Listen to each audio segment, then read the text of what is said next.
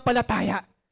No, hindi tayo kinukulang ng Diyos, kundi dinadagdagan pa yung kaalaman natin patungkol sa salita ng ating Panginoon. Amen? Kaya masaya po, no, laging nasa loob ng tahanan ng ating Diyos. Nawawala yung stress natin. Amen? Pag may, minsan, pag napiling natin, sabi ko, Lord, mamaya na naman, may mga babayarin na naman tayo. No? Nawawala yung stress natin. Amen? Kaya lagi tayo may mga bills talaga tayo sa buhay natin. Amen? Mas masarap man naging bata pa, walang iniisip eh. Patakbo-takbo lang sa paligid eh, no? Kaya habang tumatanda, nagkakaroon tayo ng mga priority sa buhay natin. Amen? Kaya lubos na magagamit po. No, lahat tayo, kahit makasalanan tayo, gagamitin tayo ng Diyos. Sino po ba hindi makasalanan dito? Taas ang kamay. Wala. No, lahat po tayo, pwede tayong gamitin ng ating Panginoon. No? Hindi siya nakadepende sa pagiging perpekto, no, ng buhay natin. No? Noong panahon niya, no, madalas siyang kasalo at kasama ng mga itinuturing na makasalanan. Yung time ni Jesus. Amen? Ipinapakita nito ang kanyang pagmamahal po para sa lahat. Hindi pumunta ang Diyos para sa mga matuwid, kundi pumunta ang Diyos para sa mga taong makasalanan. Amen? Kaya ang handog na kapatawaran, no, kahit sino maaaring magbagong buhay. Sabihin sa katabi mo, maaari ka magbagong buhay. Kahit kahapon, minsan nakagawa tayo pagkakamali, pwede pa tayo magbagong buhay. Amen? Kaya binibigyan niya ng pagkakataon ang mga nabibigatan sa kanilang mga kasalanan na maging tagasunod niya. Amen? Kaya masarap po maglingkod sa ating Diyos. Amen? Kaya sabi po sa kanyang salita, sa Marcos chapter 2, verse 17, nang sabi sa kanyang salita, hindi nangangailangan ang mga taong walang sakit. Hindi nangangailangan ng manggagamot, brother, ang mga taong walang sakit, kundi ang mga may sakit. Amen? Magpapagamot ka ba pag wala ka naman sakit? Naparito ako hindi upang tawagin ang mga matuwid, kundi ang mga makasalanan. Amen? Tayo bilang mananampalataya, ibahagi natin yung kabutihan ng Diyos sa iba. Amen? Bago tayo mapagod. No, paano ka magsisimula na ialay ang iyong sarili upang magamit sa kanyang gawain? Amen? Paano tayo magsisimula? Natanong mo ba sa ating sarili? Natanong mo ba sa iyong sarili? Paano nga ako magsisimula, Panginoon? Amen? Sabi po sa kanyang salita sa Isaiah chapter 41 verse 10, huwag kang matakot, sapagkat ako'y sumasa inyo, huwag kang mangamba, sapagkat ako ang Diyos. Palalakasin kita, tutulungan, aalalayan kita ng aking matagumpay na kanang kamay. Amen? Yan ang pangako ng Diyos sa atin. Kaya minsan tayo mga Kristiyano, natatakot po. Amen? Ako nga, yung mga disciple pa lang po ako, natatakot ako mag-share ng Word of God. Natatakot po ako na ibahagi ko yung salita ng Diyos. Amen? Nung una po natanggap natin ating Panginoon, ikaw at ako, lalagyan ng Espiritu ng Diyos. Amen? Ang ating katawan po ay templo ng Holy Spirit. Kaya ikaw at ako, ang nakakarinig ng salita ng ating Panginoon, ang gagamitin upang mapuno yung mga upuan pa sa likod. Amen? Ang dami pang upuan. Hallelujah. Magkakaroon tayo ng revival sa lugar ng Mandaluyong. Amen? Kaya nga nandito nagsimula yung Victory Church sa lugar ng Mandaluyong. Amen? Naniniwala po ba kayo doon? Yung pagpapala ng Diyos, umaagos po. Hallelujah. Kaya po sabi sa Isaiah, sapagkat ako ang Panginoon, Isaiah chapter 41 verse 13, sapagkat ako ang Panginoon ng Diyos, ako ang nagpapalakas sa inyo at nagsasabing, huwag kang matatakot dahil tutulungan kita. Amen. Sino pong takot dito mangaral ng salita ng Diyos? Wala. Ako lang yata. Amen. Huwag po tayo matakot. Huwag tayong manghinaan. Amen. Ang Diyos po ang tutulong sa atin. Hallelujah. Tandaan mo, sabi po sa Joshua chapter 1 verse 9, tandaan mo ang bilin ko, magpakatatag ka. Magpakatatag po tayo. Amen. Malapit na tayo mag-aani. Hallelujah. Malapit na ang ani natin ngayon. Hallelujah. Masarap umani. sa labas. Amen? Masarap mag-share ng Word of God sa labas. Hallelujah. Ang sarap po sa feelings, no? Pag yung tayo po nakapagbahagi ng salita ng ating Panginoon sa labas. Pagkatapos mo mag-share ng Word of God, kakain ka ng masarap na pagkain. Ganyan kami mag-asawa eh. Pagkatapos namin pumunta po sa simbahan natin doon sa may, hindi naman pala simbahan, house church po natin sa Plainview. Pagkatapos namin Bible study, kakain kami ng masarap. Yun yung gantimpala ng Diyos eh. Binabayaran ka na ng Diyos bago mo paggawin yung isang bagay na ito para sa Kanya. Amen? Kaya, yun po, no?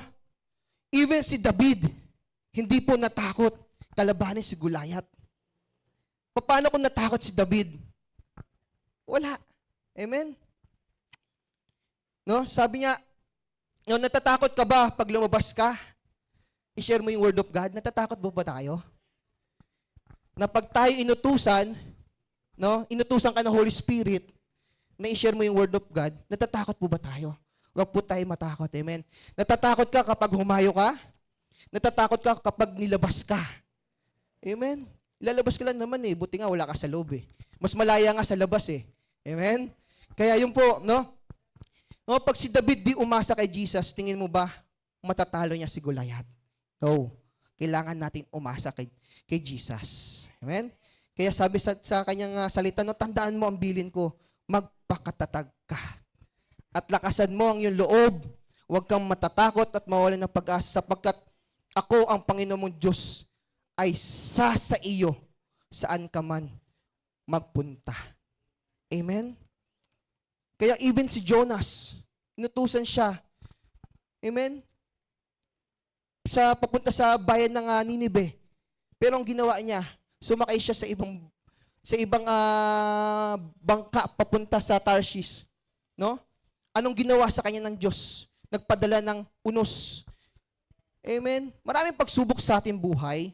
Kapag lalo na tayong umaalis sa turo ng Diyos, no, kung sa mga turo ng ating Panginoon, kapag lalo tayong lumalayo sa presensya ng Diyos, maraming unos kang mararanasan.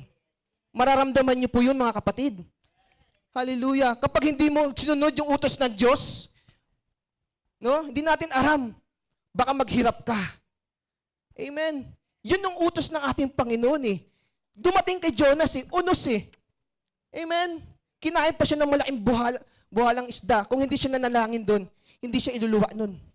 Amen? Kaya kung ano man yung kinakatakot mo, kapatid, huwag kang matakot sa samahan ka ng ating Panginoon. Amen?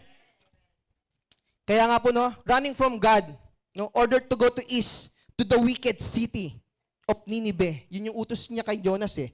No, Jonah instead boarded a ship headed to the Tarshish in the opposite direction. Pumunta siya sa magkabilang direction. Amen? Pero inutusan pa rin siya ng Diyos eh. No? Wala tayong kawala. Sabi mo sa kapatid mo, wala kang kawala. Kasi hawak mo yung Espiritu ng Diyos. Amen. Hallelujah. Buksan po natin sa aklat ng 1 chapter 4 verse 35 to 38.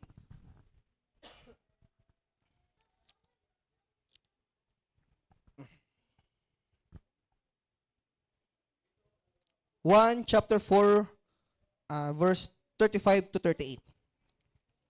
Okay, basahin ko na po dito. Sinabi ni Jesus sa kanila, ang pagkain ko ay pagsunod sa kalooban na nagsugo sa akin at ang pagtupad sa kanyang ipinapagawa. Amen? Hindi ba't may kasabihan kayo, 4 na buwan na lang, 4 na buwan pa bago ang anihan. Ngunit sinasabi ko sa inyo, anihan na.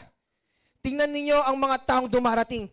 Tulad sila ng trigo sa bukid na hinog na at maaari ng aanihin. Anihin. Sabi sa 36, ang mga tagapag-ani, ito po yung sinasabi ko kanina, ay binabayaran na. Kaya tayo mga Kristiyano, bayad ka na. Bago mo paggagawin yung inuutos ng Diyos sa'yo. Binabayaran na. At ang mga inaani nila ay tatanggap ng buhay na walang hanggan, kaya parehong matutuwa ikaw at ako. Amen? Hallelujah. Kaya nga sabi po sa kanyang salita no? Sabi po sa 34, sino ba ang nagsugo kay Jesus? Ang Diyos Ama. Amen? Even si Jesus, tinutupad niya ang tungkulin niya, makapagbahagi po ng salita para sa makapagbigay ng buhay sa mga taong di pa kilala si Jesus. Amen? Kaya tayo po bilang mananampalataya, binayaran ka na ng ating Panginoon. Binabayaran ka na pala ni Jesus bago mo pagawin ang pinapagawa niya. Amen? Binayaran na tayo. Mayaman ka na. You are a trillionaire. Amen? Sabi po sa ano yun sa mga vlogger yun eh. May isang vlogger na naglalakad, in-interview yung isang vlogger. Yung vlogger kasi Christian. Sabi niya, di ko alam po sa English eh. ano bang trabaho mo? Sabi niya. Marami, sabi niya. Ano bang pinagkakitaan mo? Marami kang pera, marami ka bang ganito?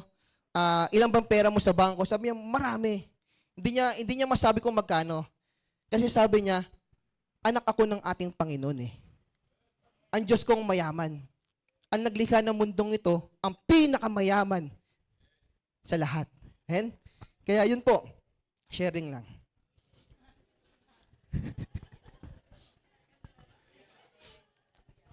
Masyado kayong seryoso eh. Amen. Hallelujah. Balik po tayo sa teksto natin. No, binayaran po tayo ng ating Panginoon bago pa gawin niya. Bago pa gawin yung pinapagawa niya sa kanya. Amen? Sabi po sa 37, totoo ang kasabihan. Iba ang nagtatanim at iba naman ang umaani. 38, sinugo ko kayo para aniin ang hindi nyo itinanim. Iba ang nagpakahirap at kayo ang umani ng kanilang pinaghirapan. No? Isipin niyo po, pag binasa natin yung text na po yan, no? Sinabi po sa kanyang salita, di ba? Kaya parehong matutuwa ang nagtanim at nag-aani. Amen? Ibig sabihin, hindi tayo talo. Kahit hindi ikaw yung nag-ani, hindi ka pa rin talo. Binayaran ka pa rin ng ating Diyos. Hallelujah. Binayaran ka niya. Amen? Pinagyaman ka ng ating Panginoon. Kaya huwag mo sabihin sa sarili mo, kapatid, na iniwan ka ng ating Panginoon. Hallelujah. Kasama mo ang ating Diyos sa lahat ng bagay. Amen?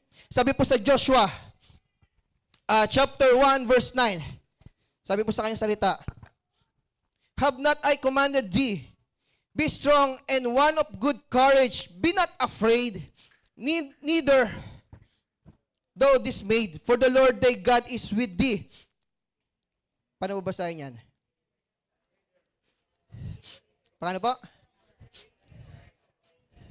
Whithersoever. Kasi dati yung nag-aaral ako sa college, pasaway ako sa English eh. Subject na English. Bring parent ako, binigyan ko ng ballpen, pasado. Hindi ko alam kung naalala ni mama yun eh. Yan. At yun po. No? Saan na ba tayo? Ayan, whatsoever thou goes, guess. Hallelujah. Kaya napakapalat po natin. Hindi ba kita inutusan, sabi ng ating Panginoon, ikaw ay magpalakas, magpakatapang na mabuti. Huwag kang matakot, ni malumpaypay, sapagkat ang Panginoong mong Diyos ay sumasa iyo saan ka man pumaroon. Amen. Naniniwala po ba kayo kahit saan tayo pumaroon, nandun ang Diyos? No, kahit saan ka pumaroon, nandun ang ating Panginoon. Hallelujah. Kahit sa masukal na lugar, nandun ang ating Panginoon. No? Kahit sa lugar na puro masamang tao, sasamahan ka ng Diyos. Kaya magtiwala lang po tayo sa ating Panginoon. Ito na yung araw, ito na yung panahon upang aanin na tayo. Amen? Kaya ikaw at ako, trabahuin natin yung pinapatrabaho sa atin ng ating Panginoon. Amen? Hallelujah. Be strong, stand firm in faith even when facing challenges. No, maraming challenges. Pastor, pumunta ako sa lugar na to, wala naman ako na... Thank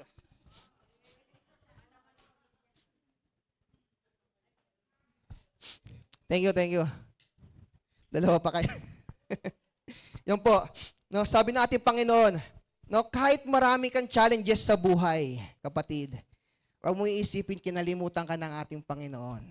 No, huwag mo isipin. Kahit kalaban mo ang mga nasa paligid mo, kakampi mo pa rin ng ating Panginoon. Amen?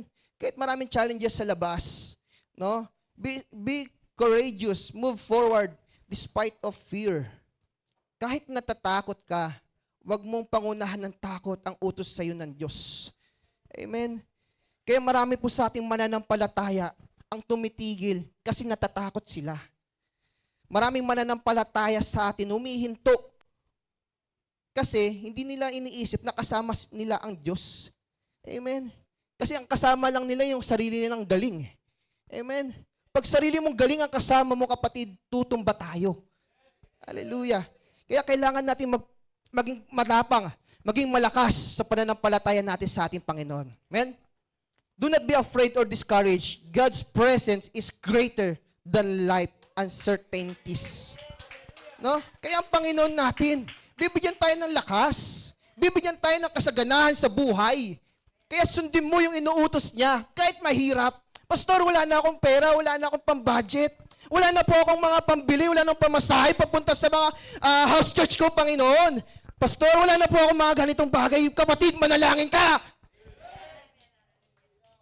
Huwag tayo titigil po sa isang lugar. Amen? Huwag tayong titigil sa isang lugar. Huwag tayong nakaupo sa isang lugar kung saan komportable tayo. Amen? God is with you wherever you go. His guidance and faithfulness are constant. Ang tulong ng Diyos, talagang tutulungan ka ng ating Panginoon. Amen? Kaya sabi po sa Isaiah chapter 41 verse 10, huwag kang matakot. Sapagkat ako'y sumasa iyo. Huwag kang mangamba sapagkat ako ang Diyos. Ang iyong Diyos, palalakasin kita o tutulungan kita. Aalalayan kita ng aking matuwid na kamay. Amen? Kaya wag po nating hayaan na kainin tayo ng mundo. Sino ang magtuturo sa labas? Ang mundo? Sino ang magdi-disciple sa labas? Sa mga kaluluwang ligaw ang mundo? Amen? Sino magtuturo po sa kanila? Kung hindi tayo lalabas. Amen? Kung hindi tayo magsusumikap sa labas upang abutin yung mga taong hindi pa kilala si Jesus. Amen. Marami pa po. Marami pa talaga. Marami pa talaga. Amen. Patotoo na lang po sa house church natin po sa Plainview. Ang dami pa talaga. Sa lugar na yun, isang buong building, ang dami pa po talaga. Kaya nga sabi ko, kahit alam mo, minsan napapanghinahan din kami ng loob eh. Siyempre, pagod, galing sa trabaho, galing sa, nagsa-sideline kasi ako minsan, pagod, talagang, alam mo yung minsan pag nakahiga ka na sa kama, parang hirap tumayo, pero hindi po pwede. Hindi po pwede. Kailangan mo magtrabaho sa ating Diyos. Binayaran ka ng ating Panginoon. Amen? Binayaran ka para hindi ka singilin ng ating Diyos. Hallelujah. Pwede tayo magpahinga, pero wag tayong titigil. Pwede kang mag-relax, no? Kumain tayo ng samyup. Sarap yun. Wow. No, pwede tayo kumain ng mga ganyang masarap na bagay. Pero hindi tayo tatamarin magpakain ng salita ng Diyos sa sanlibutan. Huwag nating katamaran ang pagbabahagi ng salita ng Diyos sa mga taong hindi pa nila kilala. Amen? Huwag tayo pumapagod. Maraming mga pastor na nangaral po regarding po sa mga ganito. Hanggang ngayon po, ipinapangaral pa rin to kasi marami tayong aanihin. Sabi mo sa katabi mo, mag-aani tayo. Amen. Sabi po sa 2 Timothy chapter 1 verse 7, hindi tayo binigyan ng takot, kundi pag-ibig at kahusayan. Sapagkat hindi tayo binigyan ng Diyos na espiritu ng kaduwagan. Amen. Ano bang espiritu mo ngayon? Baka naduduwag ka na. Amen. Kundi espiritu ng kapangyarihan, pag-ibig at disiplina po sa sarili. Amen. Kahit ikaw, no, kahit hindi mo pa kilala ang ating Panginoon, mas kilalanin mo ang Diyos. Kasi pwede kang gamitin ng ating Panginoon na magbahagi ng salita ng Diyos. Amen? Pwede kang gamitin ng ating Panginoon na ikaw ang magiging templo niya upang yung espiritu ng Diyos na ibinigay sa iyo, magiging espiritu niya. Amen? Hallelujah. Maging maingat at mangagpalakasan tayo sa isa't isa. Amen. Sabi po sa 1 Corinthians chapter 16 verse 13. Maging listo kayo at magpakatatag sa inyong pananampalataya. Magpakatapang kayo at magpakatibay. Amen? Kasi darating po talaga sa buhay natin. Opo, totoo po yan. Darating po. Kasi in my own, ano ba tawag dito? Experience. Hindi eh. Hindi siya experience Ay, pastora eh. Sorry. Pastora pala, sorry. Parang yung observation, no? In my own observation, talagang magdadanas po tayo. Lahat ng sumunod kay Jesus, magdadanas talaga. Hindi mo pwedeng sabihin na gusto mo, ganito na kaagad. Hindi po pwede. Lahat tayo pagdadanasin mo, pararanasin ka ng Diyos ng kahirapan. No? Pati nga yung, sa mga sundalo nga eh. Bago silang maging sundalo talaga, pinagdanasan nila yung hirap eh. No? May sundalo ba na naging sundalo agad? Kahit yung mga artista eh, mga reserve army, pinagdanasan din nila yung mga exercise na yan. Kaya tayo bilang mananampalataya, pagdadanasin natin yan. Dahil dyan, magiging matatag ka. Amen? Hallelujah. Number 1 po. Number 1 pa lang, sorry Medyo mahaba, pastor. Number 1 pa lang, introduction pa lang yon. Hindi, pagpapalakas lang po sa atin yon. Amen? Sa mga mananampalataya, maging malakas tayo. Hindi tayo kailangan mapanghinaan ng loob. Amen? Kahit ikaw lang sa sarili mo, magpakalakas ka, kasama mo ang ating Panginoon. Hindi ka pababayaan ng Diyos. No, paano na pag hindi mo tinupad yung tungkulin mo sa ating Panginoon? Hindi ka pa rin ng pababayaan, pero makakaranas ka. Pero mas maganda na, tinutupad natin yung pangako ng Diyos sa mga inuutos ng Diyos sa atin at kasama natin siya. Amen? And number 1 po, are you brave enough to conquer the land? Amen? Ano po ba yung land sa buhay mo? Hallelujah. Ano ba yung mga gusto mong sa lupa? Amen? Ano po ba ang humahadlang para makonquer mo yung land sa'yo? Amen? Huwag tayong matakot, huwag kang matakot, ibahagi ang salita ng ating Panginoon sa sanlibutan. Hingin mo ang kalakasan kay Kristo. No? Kaya humayo ka, huwag kang mawalan ng pag-asa. Amen? Sabi mo sa katabi mo, huwag kang mawalan ng pag-asa. Ang pag-aani malapit na. Amen? Mapupuno natin to. Ito, yung pagluwag natin dito, baka hindi na nga tayo dito next month eh. Doon na tayo sa pinakamalaking lugar. Oh, di ba? Sasakit na naman ulo natin ni Pastor Joan. Gumastos pa tayo. Naniniwala po ba kayo doon? Na kung lahat po tayo tutulong po sa gawain ng ating Panginoon, kahit yung mga simpleng pagbati mo sa nakasama mo, sa kaibigan mo, mahal ka ni Jesus. Yung nagpagupit nga ako kinausap ko yung nagugupit sa akin. Sabi ko, Kuya, Christian daw siya. So, matagal siya naging Christian, kaso nga lang umuwi siya dito sa Manila para maggupit. Sabi ko, saan siya? Sa Bacolod daw siya. Sa isip-isip ko, may mabubuksan tayong gawain ng Diyos. Amen. Kaya patuloy lang po tayo.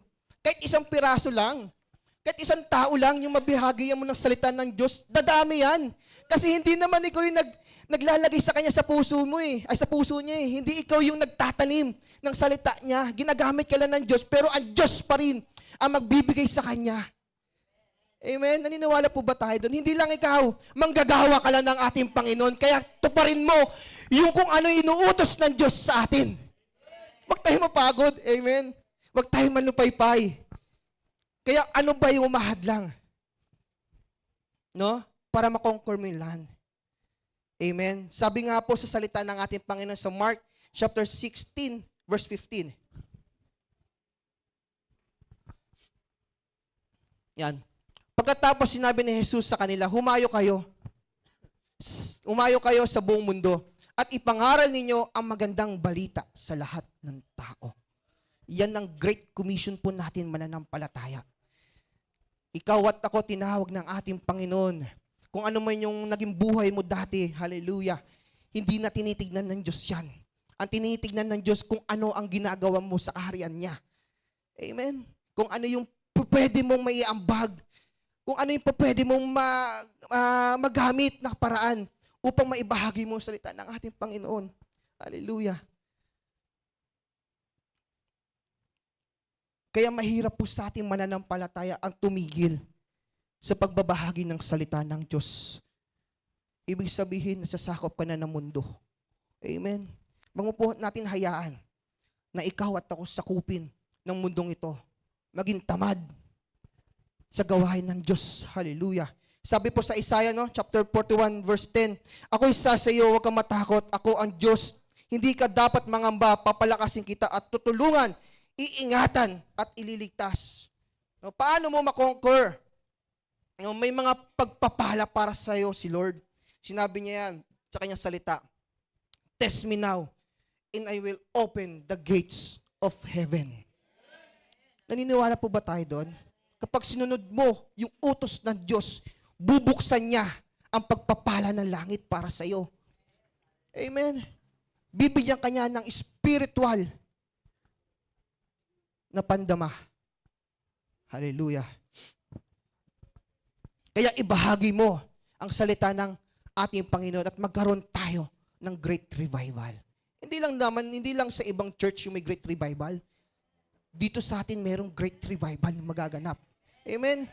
May great revival po dito. Kaya sabihin natin, maliit lang tong simbahan na to.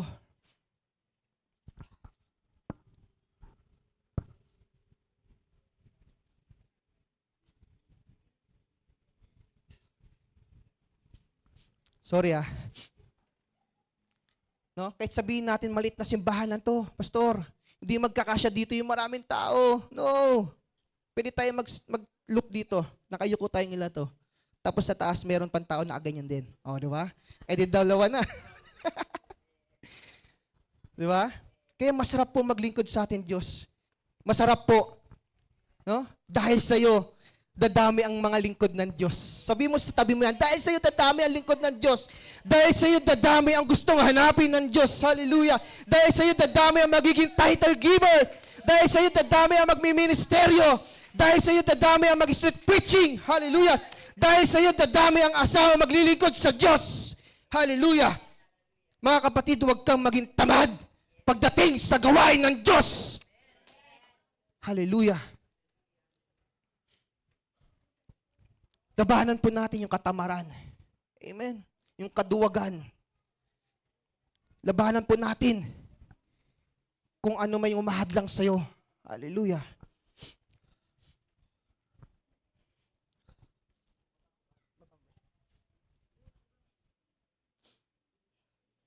Labanan po natin. Labanan natin yung antok. Ang sarap kayo matulog kapag pagkatapos ng trabaho. No? Ang sarap kayo matulog kasi pagod ka eh. Galing sa trabaho eh. No? Minsan nga, tambay ka na nga lang sa trabaho mo, napapagod ka pa. Amen? Ako po yun eh. Tambay po kasi ako every Friday. Ay, baka marinig ng manager ko. Maluwag po talaga sa office namin. Yun po yung hiningi ko sa ating Panginoon. Kaya yung kagustuhan ng Diyos, gagawin natin. Amen? Gawin natin. Labanan po natin yung antok. No, labanan mo yung kahirapan. Mahirap naman talaga. Amen? Mas mahirap pa ang mawala tayo sa presensya ng ating Panginoon. Mas mahirap pa kapag hindi mo kasama maglakad ng Diyos sa buhay mo. Amen? Mainit kaya sa impyerno. Sinong gusto pumunta ng impyerno? No, mainit eh. Dito pa nga lang, pag hindi nakabukas yung aircon dito, susumpuin mo na yung yung init eh. Di ba? Yung gumawa kami kahapon dito, sabi ko, hindi ako napapagod sa ginagawa ko, napapagod ako sa init. Amen? Pero po, mahirap po pumunta tayo sa impyerno, mga kapatid. Mahirap. Sabi ko nga sa pangangaral natin sa house church natin, sabi ko, totoo po ang may impyerno. Totoo din may langit. Sabi ko sa anong pipiliin nyo? Langit o impyerno? Sabi nga sa mga awit ng bata, di ba? Langit, lupa, impyerno. Nilalaro natin. Sino hindi nakalaro nun? Lahat tayo nakalaro yun, no? Kaya mahirap po mawala tayo sa presensya ng ating Panginoon. Amen? Mahirap po. Okay. Mahirap po na mawala tayo sa presensya ng ating Panginoon. No? Handa ka na ba? Sabi mo sa katabi mo, handa ka na ba?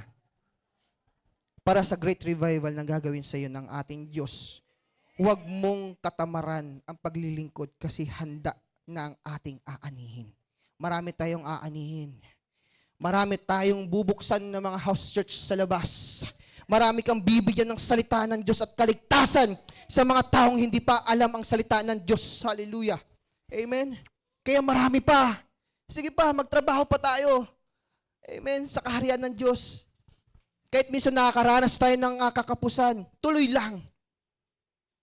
Amen. Tuloy lang tayo. Hallelujah. Number 2.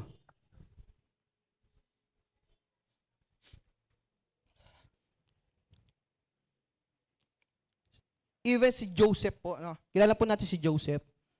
May katrabaho ko Joseph kaso nag-resign na. No? Si Joseph the Dreamer, binigyan siya ng kapangyarihan mamuno sa lungsod ng Egypt. Amen? No, binigyan siya ng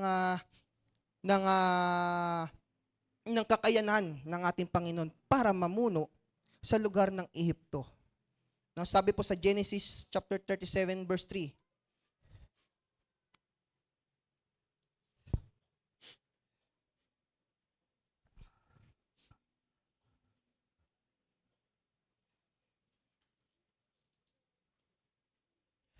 Sabi po sa Genesis chapter 37 verse 3, mahal na mahal ni Jacob si Jose kaysa sa ibang mga anak niya.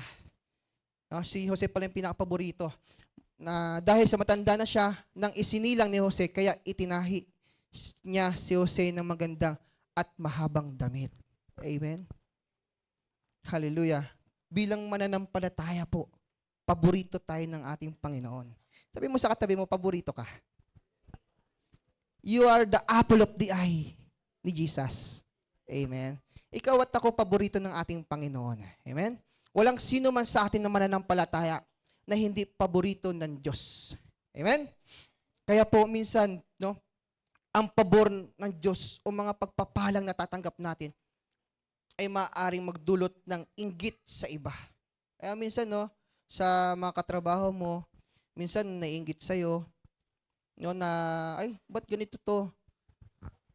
Nainggit sa'yo sa mga ginagawa mo, pero hindi pa rin, magpatuloy ka rin sa paglilingkod mo pa rin sa ating Panginoon. Amen? Kaya huwag tayong tumigil. Maraming mga trials sa lahat, sa labas, na mararanasan po ng mga lingkod ng Diyos. Ikaw at ako mararanasan natin yan. Amen? Mararanasan niyo po yan. Hindi ko po sinasabi na hindi niyo mararanasan. Kailangan niyo maranasan. Amen? Kailangan natin maranasan.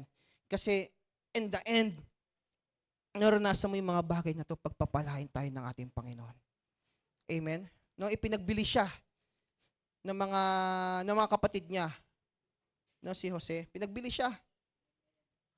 Naging bilanggo din si Jose. Pero hindi niya iniwan ang Diyos. No? Sabi sa kanya salita, tapat na maglingkod si Jose sa bahay ni Potiphar. Nang tumanggi siyang magkasala sa asawa ni Potiphar, napagbintangan siya at ibinilanggo. Amen? Ibinilanggo siya. No? Paggawa ng tama. No? Ang paggawa ng tama ay hindi lagi nagdudulot na agarang pagpapala. Amen? Na ibig sabihin, na gumawa ka ng pagpapala, hindi agarang gantimpala po. Gayunman, ang Diyos ay kasama ng mga nananatiling tapat sa Kanya. Amen? Kaya minsan nakala natin bilang, ay, maglilingkod ako. Magsaserve ako kay Lord. Pagpapalain ako. Hindi po. Amen? Hindi ka pagpapalain agad. Ititest ka pa ng ating Panginoon. Kung susunod ka ba sa Kanya o hindi. Amen? Kaya yung buhay ni Joseph, talagang sabihin natin, talagang napakahirap. Ngunit binigyan siya ng pagpapala ng Diyos na natili siyang tapat sa ating Panginoon. Amen? Maging tapat sa Diyos kahit mahirap ang sitwasyon. Magtiwala sa plano ng Diyos kahit tila hindi ito nauunawaan. No, minsan kasi bilang mananampalataya, hindi natin nauunawaan po eh. Maghintay ng may pananampalataya sa tamang panahon ng Diyos, magpatawad sa mga nagkasala sa atin, maniwala na kayang gawing mabuti ng Diyos ang kahit masamang pangyayari sa buhay natin. Amen? Magiging mabuti rin, sabi mo sa katabi mo, magiging mabuti rin ang lahat. Amen? Kaya Ganda po yung plano ng Diyos sa atin. Sabi po sa Proverbs chapter 3 verse 27,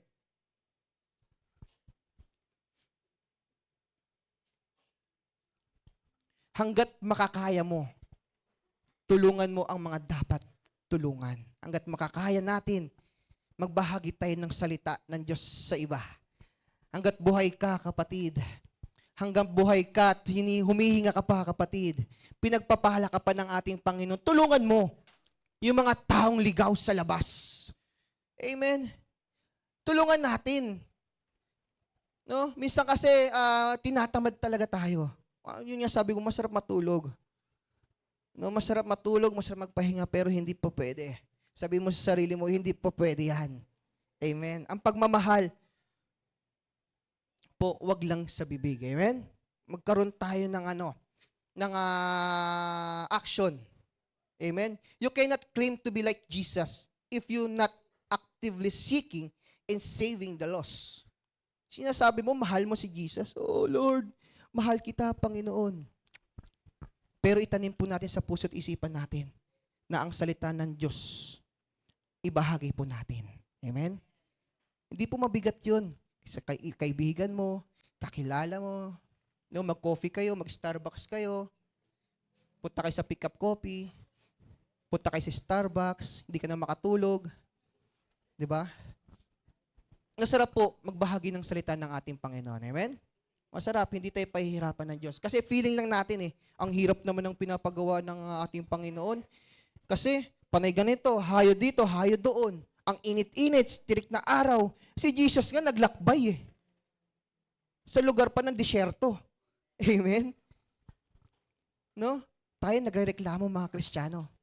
Pag tayo magreklamo, amen? Kaya pagpapalain ka ng ating Panginoon. Sabi po sa Matthew, chapter 28, verse 19 to 20, kaya't humayo kayo at gawin ninyong alagad ang lahat ng mga bansa. Bautismuhan niyo sila sa pangalan ng Ama at ng Anak ng Espiritu Santo. Turuan ninyo silang sumunod sa lahat ng inuutos ko sa inyo. Amen? Ituturo po natin sa kanila. Amen? Ituturo natin kung sino ka, kung ano yung pananampalataya mo. I-share mo po sa kapwa mo, sa kapwa natin. Amen? I-share natin. Ibigay natin yung karunungan ng Diyos na nagmumula sa atin, yung kaligtasan at kapayapaan na natatanggap natin sa Diyos. Amen? Kaya masarap maglingkod sa Diyos. Amen? Masarap. Masarap sa feeling ng isang mananampalataya na marami tayong binubuksan na gawain ng Diyos sa labas. Amen? Talaga pa, doble kahit pa tayo. Amen? Kasi ako, nung disciple po ako, hindi ako naging pagod sa paglilingkod ng ating Panginoon. Sumasama-sama lang ako. Pag may house church, ganun ako tamad ako dati. Kaya wag niyo po ako tuturaran dati. No? Tamad ako dati. Hindi ko sa puso yung magbukas ng house church sa labas. Hindi ko talaga sa puso na magbigay ng salita ng Diyos sa labas. Wala pa po sa puso ko yun. At unti-unti, habang nakikinig tayo ng salita ng Diyos, unting-unting nire-reverse ng Diyos yung hindi mo gusto sa gusto niyang gawin para sa'yo. Amen? Kaya patuloy lang po tayo maglingkod. Magpatuloy lang tayo sa ating Panginoon na magbahagi po ng salita niya. Amen? Malapit na yung oras. 5 minutes. Amen. Last. Are you brave enough to carry the yoke? Handa ka na ba pasanin ang sinasabi ng Diyos? Amen? Handa ka na ba buhatin yung sinasabi ng Diyos sa atin? Amen? Ang sarap kaya pumasan ng yoke. Pag naging kalabaw ka. Di ba? Yung sa yoke kasi, yung nagre-representative yung sa may kalabaw. Yung nandito niya sa likod. Pamatok. Kala ko, batok. No? Yung pamatok po. Yun po yung sa kalabaw eh. No? Handa ka na bang pasanin? Amen? Hallelujah. Handa ka na bang sundin yung utos ng Diyos sa iyo? Amen? Kaya sabi po sa kanyang salita, no, sa Mateo chapter 11, verse 28 to 30, lumapit kayo sa akin, kayong lahat na napapagal at nabibigatan sa inyong pasanin. No, lumapit tayo sa Diyos at kayo'y bibigyan ko ng kapahingahan, pasanin ninyo ang aking pamatok at matuto kayo sa akin sapagkat ako'y maamo at mapagpakumbaba at makasusumpong kayo ng kapahingahan para sa inyong kaluluwa sapagkat magaan ang aking pamatok at maagaang dalhin ang aking pasanin. Amen. Sabi po sa salita ng Diyos yan. Kaya handa ka na ba sa great revival na mangyayari sa buhay mo? Handa ka na ba? Napasanin mo ang utos ng Diyos. Hallelujah. Handa na po ba tayo sumunod sa kanyang utos? Pag-aralan mula sa kanyang mga halimbawa, mga ginawa ng Diyos. Amen. Magtiwala sa kanya sa gitna ng pagsubok. Pagpapasakop ng ating buhay sa kanyang kalooban. Amen. Maaari po tayong tumayo at ihandog po natin muli ang ating buhay.